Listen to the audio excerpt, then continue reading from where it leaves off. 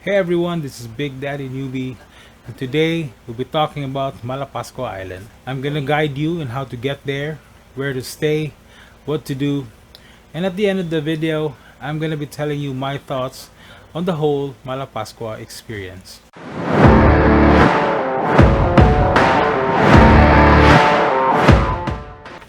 Malapascua is a Philippine island located in the northern part of Cebu.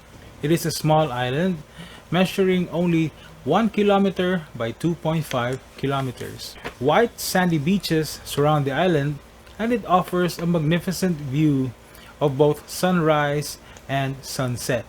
It is a famous diving destination because you can swim with Thresher sharks daily. To get there, you need to take a 4-hour drive from Cebu City to the new Maya Roro port. If you brought a vehicle, there are paid parking spots available near the port. It costs 100 pesos per day to park there. A small boat will then take you to Malapascua Island. The boat needs 20 passengers in order to make the trip, but you can pay for the passenger seats in order to have the boat all to yourself. It costs 200 pesos per passenger, so if you want to pay for all 20 people, it's gonna set you back 4,000 pesos. The boat trip only lasts 30 minutes. When we landed, we were amazed by the crystal clear water surrounding the pier. This was a welcome sight and significantly better than the ones we had back home. Malapascua has narrow roads, so you get around the island via two-wheel vehicles or on foot.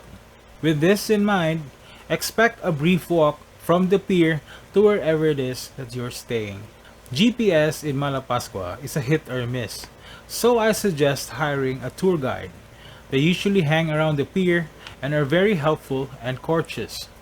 Their fees may vary, but on our trip, we only paid our tour guide 500 pesos per day. He was the one who guided us to the resort we were staying. There are a lot of resorts in Malapascua, and most of them can be booked through online booking sites. You would be amazed at how affordable their rates are. Their rates get cheaper the farther away they are from the beach. Prices range from 350 pesos to 2,000 pesos per night. One thing to keep in mind before booking a resort is your preference. If you prefer the sunrise, then book a resort near the northern part of the island. But if you prefer the sunset, resorts in the southern or southwestern part of the islands will be your best choice. We opted for Cocobana Beach Resort because it was situated along a very long white coastline and offers a majestic view of the sunset. We had rooms that were air-conditioned, spacious, and had direct beach access. It costed us around 1,900 pesos per night. Most of the resorts have restaurants and bars, but their prices are kinda steep because they cater to the tourists. If you want to experience the island life and spend your money on goods and services at local affordable prices, I suggest going to the island marketplace. Malapascua has a market situated in the center of the island. This is where the locals and the tourists get their supplies. It was only a 5-minute walk from our resort, so it was very convenient. Our tour guide was kind enough to lead us there and introduce us to the different kinds of vendors. Our favorite food vendor offered delicious and affordable meals. On average, I would only spend 700 pesos for my family of 4. Malapascua is surrounded by white sandy beaches, so it makes sense to visit all of them. You can reach these beaches on foot, but you would have to prepare yourself for a 40-minute walk because that's how long it's gonna take you from one side of the island to another. And make sure to hydrate yourself because Malapascua's climate is hot and dry. It's a good thing that small stores selling water is situated everywhere. Our tour guide hooked us up with a boat, and we used this boat to go to the beaches surrounding Malapascua. This saved us from walking everywhere, and it gave us access to different sites that are not accessible from the shore. The boat cost us around 2,500 pesos, but this is good for 20 people. The Coral Garden is the first destination that the boat took us to.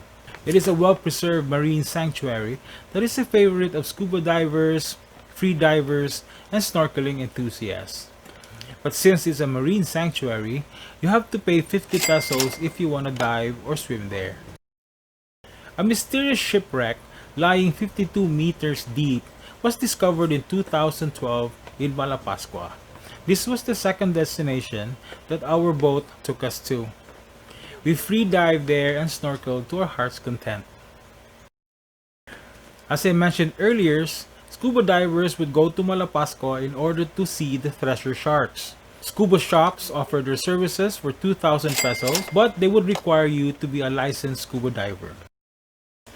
Freshwater swimming is the best way to cap off a day of saltwater fun. Our resort offered a medium-sized pool, so we swam there until dinner time. Masseuses are available at the resort or at the marketplace. They usually cost around 450 pesos an hour of Swedish massage. We tried this and it was very relaxing. The bars in the resorts offer happy hour and it starts at 4 in the afternoon. To save a few bucks, we opted to buy our drinks from the marketplace. They were priced significantly lower than the resort bars, so we ordered a lot of drinks. We brought them back to the resort and had a blast. Government protocol requires bars to close at around 10 p.m. So, make sure to buy your drinks before then. One of the downsides of my Malapascua trip was the low water pressure in our resort room. Although they had shower fixtures and even a bidet, you can't use any of these properly because the water pressure was too low. You were forced to use the pail and the dipper provided by the resort.